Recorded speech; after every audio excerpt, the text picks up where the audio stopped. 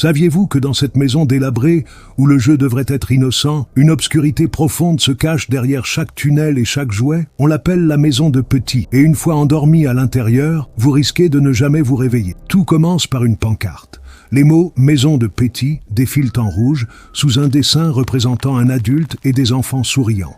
À l'intérieur, des blocs de plastique s'effritent sous les pieds. Un tapis puzzle recouvre le sol. Portes et fenêtres sont condamnées, vous emprisonnant. Les pièces se tordent comme dans un cauchemar. La salle de jeu. Un piano joue tout seul à 3 heures du matin. La lumière vacille. La mélodie reste la même, mais les coins se déplacent. Une voix vous appelle dans la chambre du garçon turbulent. Des murs de briques, un seau et une cage sous le lit. Quelque chose de caché respire à l'intérieur. Dans la piscine à balles, des rires résonnent. Mais lorsque vous plongez pour vous amuser ou vous échapper, les visages disparaissent derrière des balles rouges. La chaîne TV l'Inde reste sombre, jusqu'à ce qu'un écran s'allume. Des parasites. Une publicité VHS pour la maison de Petit se lance, murmurant votre nom.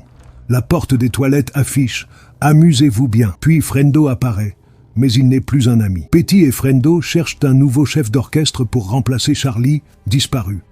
Mais quand Parker et Chester tentent de partir, ils trouvent toutes les sorties bloquées. Ils ne partent jamais. Petit et Frendo, eux, leur font un signe d'adieu. Ils restent. Alors, si jamais vous passez devant cette maison, ne frappez pas, ni jetez pas un coup d'œil. Et surtout, ne vous endormez pas dans la maison de Petit. Car une fois que la musique commence, elle ne s'arrête jamais.